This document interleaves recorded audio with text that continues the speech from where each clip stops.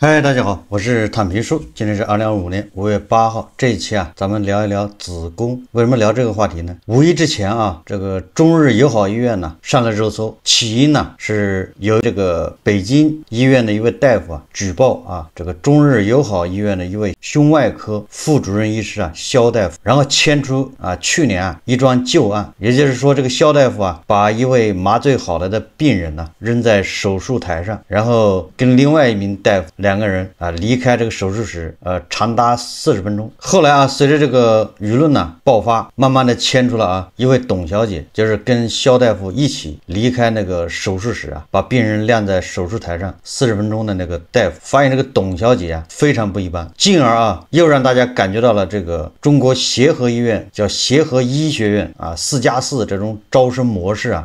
产生质疑。最后舆论终于被点燃，从这个八卦新闻上升到这个医疗安全，后来最终涉及到的是教育公平。这个牛马发现本来以为这个领域因为又苦又累，小镇做题家这个没有背景没有后台的这些寒门学子认为这也是自己的领地，因为毕竟是靠的是汗水靠的是卷，结果大家发现连这一块都保不住了，对吧？这些学阀这些权贵这些有靠山的这些二代，连这一块都要轻视，对吧？都要占有，所以这些牛马就密切高度关注引发了这个舆论的风暴。而且这个卫健委，对吧，在节前说要成立调查组，要进行深入调查。这个事情到现在好像不了了之了，也没动静。结果这个叫未平一波又起，医疗领域又来一个话题，又是让大家瞠目结舌。什么话题呢？就是子宫。这个子宫这个也没什么好说的，关键是说男人也有子宫，这个就让大家感觉到这个诧异为什么是男人也有子宫呢？因为没有子宫的男性竟然也得了子宫肌瘤这一类的妇科病。你没听错这是山东大学齐鲁医院一名护士在论文中写道，一篇题为针对性护理干预在子宫瘤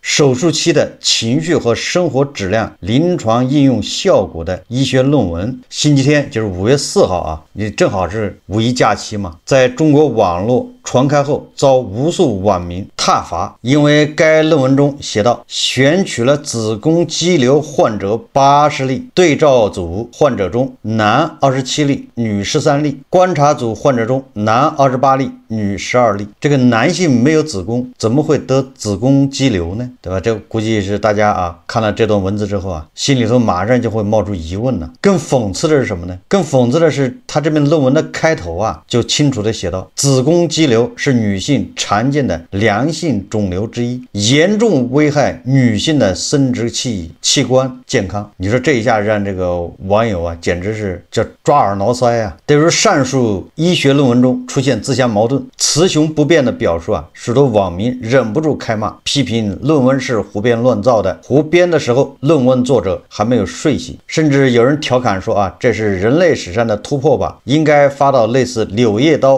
具有国际级别的医学杂志。澎湃新闻在中国知网查询后看到，该论文在线公开时间为2017年11月29日，论文作者为山东大学齐鲁医院妇科的叫霍文静。该论文于2017年6月发布在《实用妇科内分泌》电子杂志。极目新闻报道维普资讯显示，《实用妇科内分泌》是目前中国唯一一份妇科内分泌领域的学术期刊，唯一的这个学术期刊上面居然发表了这么一个论文，我也不知道他怎么审核的或许是咱们非专业人士不懂，我们就继续往下看呢。在中国知网澎湃新闻还查询到同一名作者霍文静另一篇发布于2020年的论文，显示单位认为山东大学齐鲁医院妇科。知网是中国学界最常用知识资源检索平台。极目新闻也查询了中国国家卫健委护士职业注册信息系统，结果显示霍文静取得了由山东省卫生健康委员会发布的护士职业注册资格，所在医疗机构是山东大学齐鲁医院某3甲医院妇科医生告诉澎湃新闻，针对子宫肌瘤的研究对照观察组病例中不可能包括男性患者，这种情况可以举报学术不端了。但凡经过外审的论文都不会发生这种错误。面对排山倒海的舆论压力，山东大学齐鲁医院在星期一，也就是5月5号下午做出回应。该医院在官方微博发布情况说明称，该医院当天上午关注到网民反馈的相关论文信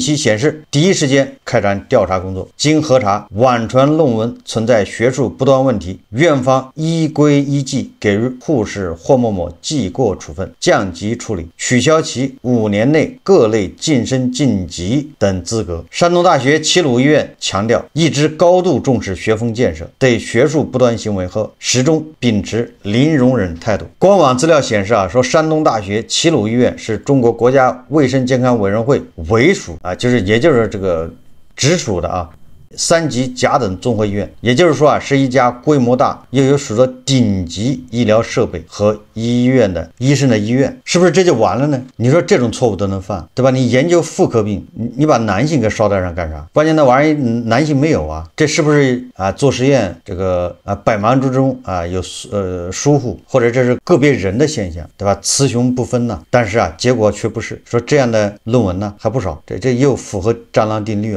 说当你发现异质的时候，这个蟑螂已经满屋爬了，你那地方已经被蟑螂占领了。不止一篇论文说就在舆论关注针对性护理干预在子宫肌瘤为手术期的情绪和生活质量临床应用效果这篇医学论文之际，澎湃新闻进一步搜索看到，在知网上还有2篇涉妇科论文中出现男性病例，分别是腹腔镜宫颈癌根治术联合卵巢移位。你说宫颈癌和那个卵巢跟男性又有什么关系呢？什么阴道延长对患者性生活质量及内分泌水平的影响，以及护理干预在羊水什么栓塞高危产妇预防中的意义，这跟男性又有关系。男性病例这个男性还有怀孕这一说这就有点离谱了吧？上述论文写到说近年来宫颈癌发病者逐渐趋向年轻化，严重影响着女性患者的生活质量。他说我院于2012年3月至2013年5月收治的200例宫颈癌患者随机分为对照组和观察组，对照组和观察组各100例，对照组中60例60%为男性，40例40%为女性。你说你拿男性对照干啥呢？男性有没有宫颈癌？所以他这个论文应该说近年来他得出结论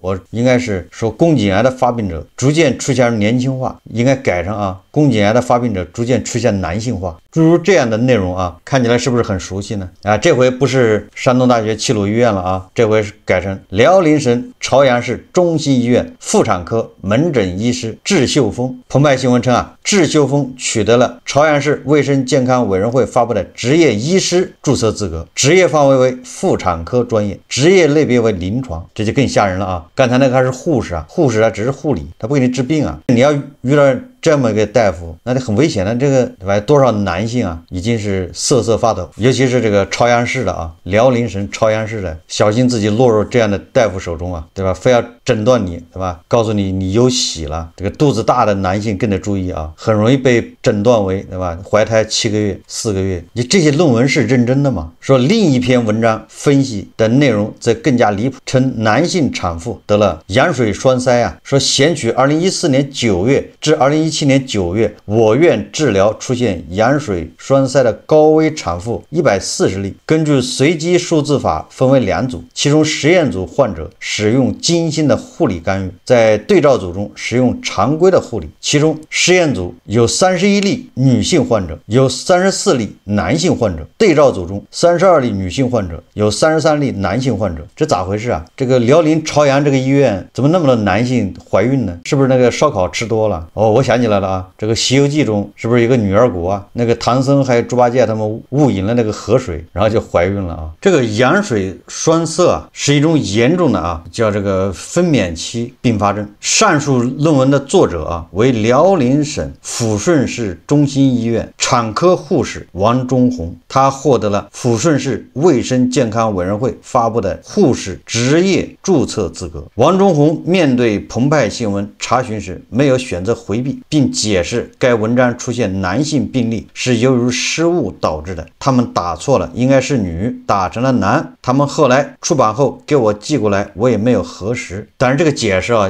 就更加暴露了他不懂这个论文。你要不解释还好，你解释，你要是说男女打错了，那就完了。那你那个对照组、实验组，你为什么要分男女呢？你分了男女，然后你说这个男打错了，那就是本来是女一组，对吧？你说男打错了，那就变成女一组，那你要搞两组什么意思呢？所以说啊，连解释啊，他都是漫不经心的，没有经过这个深思熟虑啊。这个世界就是个草台班子。说更荒唐的是，2篇文章均堂而皇之的通过审核，发表在中国医药指南期刊。该期刊创刊于2003年，是由中国保健协会主办的国家级综合性医学学术期刊。那你这个期刊得给个说法呀。这记者又追过去了啊。对于如此离谱的错误，中国医药指南星期二5月6日致歉声明，把责任归咎于审稿流程漏洞和编辑疏忽。这个审稿的和编辑啊，难道常识都不懂吗？男女不分吗？据这个环球时报报道啊，说声明称，经调查，该学术不端问题的发生是因为当时的审稿流程存在漏洞，审核人员未能对文章内容进行严谨细致的审查，未能及时发现其中的错误。部分编辑和审核人员责任意识不足，对学术规范的重要性认识不够深刻，在工作中未能严格遵循学术出版标准和要求，对于涉事编辑已做出辞退处理。我就怀疑他是不是没有审核和编辑，这原文照发，一个字都不敢改，或者叫一个字都不想改。这给人感觉好像那个学术期刊也很随意啊，给人感觉学术期刊啊，本来它应该是高大上、非常专业、非常严谨，结果发现它也是个草台班子。随着越来越多的内容离谱的医学论文走入大众视野，就是这些记者啊，这好事人就是拼命的去挖呀，发现越挖越多，外界开始注意到类似错误并非偶然个例。据新京报报道，引发相关争议的论文还包括介入超声对于治疗卵巢、子宫内膜异位、囊肿的效果和应用价值研究，高强度聚焦超声治疗子宫肌瘤的护理要点分析等。刊发期刊涉及临床医学文献电子杂志、大家健康、中国农村卫生、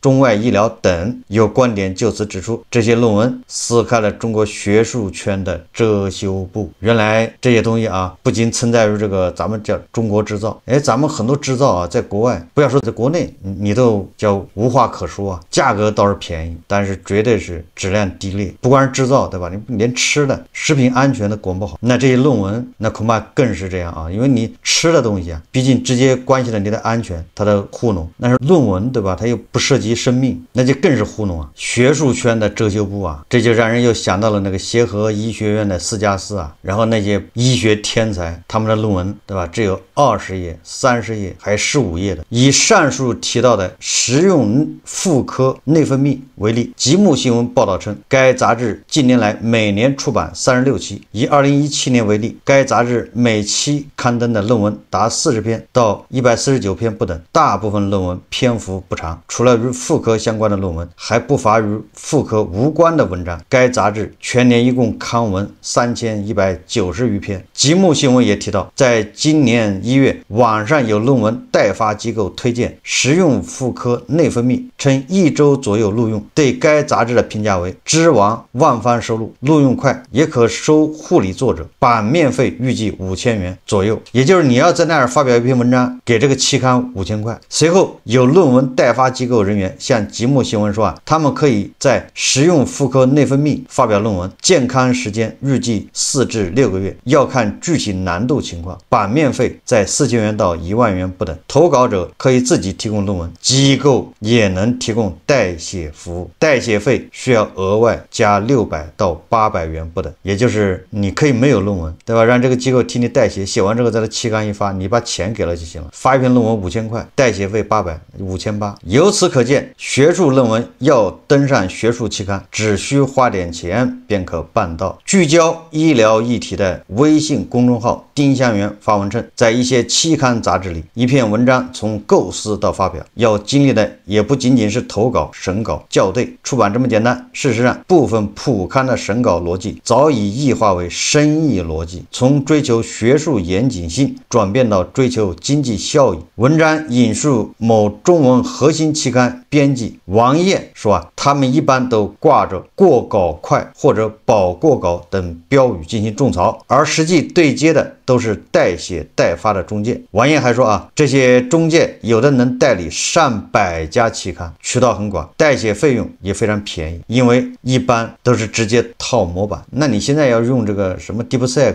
人工智能，对吧，去写，恐怕成本更低啊。从上述种种来看，外界很容易将此视为论文代写产业链引发的争议，但进一步扒开，外界不禁要问，护士为何也要卷论文？也就是护士写论文有这个必要吗？有网民说在现行体制下，临床护士的晋升已经与科研论文挂钩，尽管护士的核心职责本是护理工作。根据这个微信公众号爱企查消息，有自称曾在北京知名医院协和医院任职的医护人员爆料，不写文章就无法晋升，并透露到现在我还能接到电话问要不要代写论文。也有业内人士揭秘，现实中许多护士科研零基础却面临晋升压力，副主任护士至少需要5篇核心期刊论文。女变男的学术性错误虽然看似一个笑话，但它折射出的现象一点都不好笑，因为事关中国整个学术体系的溃烂，现行医学职称评价体系的失灵。这些问题如果得不到重视并改善，恐怕中国医学医界人士在国际学术界的声誉信誉将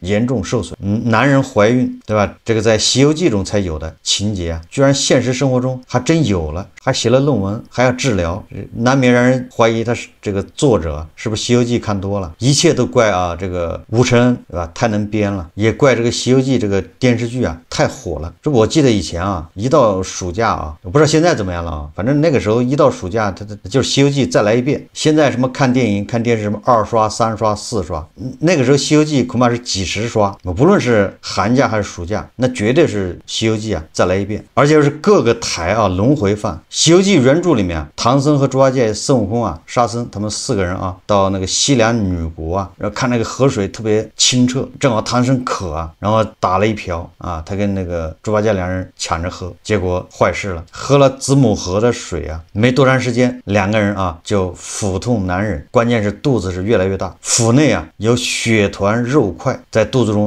蠕动，似乎有胎儿。然后孙悟空就在当地，对吧，一个农户人家询问，结果才知道原来子母河的水让人怀孕，关键是那个正常怀孕是10月怀胎，这子母河的水是3天就怀胎就生产。有怀胎的子母河的水，那就有这个打胎的，这个叫落胎泉。孙悟空就去那个落胎泉想搞点这个水来堕胎，结果碰到的就是守护落胎泉的叫牛魔王的弟弟如意真仙这个如意真仙嫌这个孙悟空给他的侄子就是这个牛魔王的儿子就红孩儿这个没安排好，对吧？虽然进了体制，但是体制内也不好混级别不高，所以这个如意真仙就由此怀恨在心，觉得你的孙悟空，对吧？你收了礼你答应人家了，结果你把人家就搁在那个观音菩萨下面，对吧？你没这个能耐，你就不要答应人家，就请托嘛，没安排好，所以他就怀恨在心，就不让他去。后来孙悟空经过一番缠斗，对吧？后来还在沙僧的帮忙下搞了那么一桶这个泉水。后来猪八戒和那个唐僧2个人堕胎成功胎气解除。这么荒诞的故事居然在这个非常严谨的学术期刊上面再一次改头换面出现了。所以我们不禁要说这个现实生活远远比这个文学作品要精彩，远远要比这个文学作品要离奇。只有你想不到的，没有他做不到的。这个反映什么情况呢？我想第一个就是形式主义，但明明知道这么干没有用，但是偏要这么干，走个形式，对吧？你说护士，你让护士发论文，护士晋升，他发不了论文，但你偏要他发论文，最后就导致这么个情况，弄虚作假，敷衍。第二个就是这个叫造假一条龙产业链灰产，对吧？不要说护士了，所有的论文都有人代写，你博士论文都有人代写，变成一个产业链，代写代发，不管这叫服务品质啊，不管替你写，还保证能发出去，只要你给钱。第三个啊，就是这些什么学术期刊，就我现在一直在怀疑啊，这学术期刊它是怎么活着的？它为什么能存活下来？因为没人看呢，谁看？好几百种期刊呢，都是谁在看？你说顶级的期刊啊，你比如《柳叶刀》，那很有可能这个医疗圈子里面的人、专业人士，哎，他们要看。我不能排除啊，这些期刊里面有部分啊，个别的非常好的，很正常，会有读者，对吧？也有发文章的人，但是绝大部分这个期刊估计是没有读者，你谁看呢？那这个期刊的存在价值是什么？存在价值就是给这些啊需要发论文的人，给他一个发论文的一个地方。只是有没有人看不重要，重要的是有没有人发。这些期刊它的盈利，对吧？它的收入，它能活下来就是靠你发表这个论文，发一篇论文给多少钱，对吧？这个首先第一个造成了多大的浪费，出版印刷，对吧？那么多人，这都是浪费啊，这没有任何价值啊。这种形式主义没有任何价值。按照这个护士说法啊，对吧？他让别人写了，完了人家发完了这个，再把这个文章再寄给这个护士，护士自己也不看。他但凡看了他，我想啊，只要是个正常人，你看了这个错误应该能发现吧？我不是学医的啊，那我要看完这个我也会知道这好像不对呀，对吧？你护士好歹是懂这个医学常识，所以我认为但凡他看了，他一定会发现，所以他就没看。也就是说，他像这个灰色产业链，对吧？发出一个需求，哎，找了一个人，我现在需要在什么期刊上面，我要发一篇文章或者发5篇文章啊，论文，因为我今年啊8月份要评职称，需要这东西，找人一谈好，把钱一交，哎，人家那边马上告诉你把文章寄过来了，哎，说发表了，你看多少期已经刊发，这护士啊文章收到这文章还有这个刊发的哪个期数，对吧？多少版多少页，哎就行了，成交了，服务完成，然后拿着这个去评职称。这个论文护士自己都不看。问题是啊，拿人钱财替人消灾，这些灰厂啊写论文的枪手代写的也不负责任，就是胡编乱造，稍微用点心也不至于犯这种错误啊。这种弄虚作假呀，这种形式主义啊，这种护士要写论文，我想啊，他对这个病人呢恐怕也没有什么实际伤害，他给社会造成的这个不良风气那就是浪费，对吧？一个就造成巨额浪费，第二个造成什么呢？就是助长了这种不良风气，弄虚作假。我们很多东西啊，都披着都是很严肃，貌似无懈可击这种外衣，实际上啊，都是在这个公然行骗造假，不能深究。你比如说啊，最近比较火的1号土猪肉，你能想象得到，对吧？1号土它是个商标吗？它是一个企业名称，对吧？组合到一起的时候啊，你还以为它是土猪肉，实际上它不是啊，人家1号土猪肉，对吧？是你自己产生联想，怪你自己。铅和磷添加，对吧？你自己念成铅和磷添加，那是你的事啊。还有啊，对吧？这个大家我们误以为啊，和田玉是和田产的玉，善良的人们啊，你哪知道和田玉它是个标准，它跟产地没关系。哎，我们国家标准啊制定的，你只要符合这些特征，你就是和田玉，只有你是哪儿产的没关系。所以说，你说你能想象得到和田玉它不一定是和田产的啊，这个符合国家标准。所以即使啊，这个市场监管部门把你的玉石查了一下，把你的那个啊出那个鉴定资质的这个鉴定的这个机构啊，它资质一查啊没问题，然后你这个明码标价，对吧？你不能虚标啊，他就给你背书了，你这个没问题，但是这个不能证明你这个玉啊就是和田那个地方产的玉。但是消费者群众他需要知道这些吗？他不需要啊，他需要的是一种情绪价值啊，这个企业有良心，这就够了。只是说这个和田玉不是和田的，这个重要吗？这个就叫混淆视线啊，就像这个论文一样啊。所以你如果把这一些事情啊连在一起看，你大概率能得出一个结论，就是咱们做事不严谨，比不了日本人，也比不了德国人。为什么会这样？我在想啊，实际上是因为咱们这个土壤，他们不需要严谨，他需要情绪，就是我们需要情绪，所以他才会出现这种现象。如果我们真的每个人需要的就是严谨，就得严丝合缝，来不得半点虚假，对吧？什么1号土啊，什么铅和磷，什么和田玉啊，对吧？咱们就要较真，那它自然就无趣藏身啊。所以说来说去啊，还是我们喜欢这种形式主义，本质上对吧，离不开这种情绪，满足情绪就够了，对吧？一个和田玉它是个多大的一个产业链呢？在上上下下有多少人靠这个发财吃饭？所以这玩意不能深究，不能说的太细，对吧？你要深究说太细，你砸了多少人饭碗。好，这期节目我们就聊到这里，感谢大家收看。如果喜欢我的节目，欢迎订阅转发，也可以在下方留言评论，谢谢大家。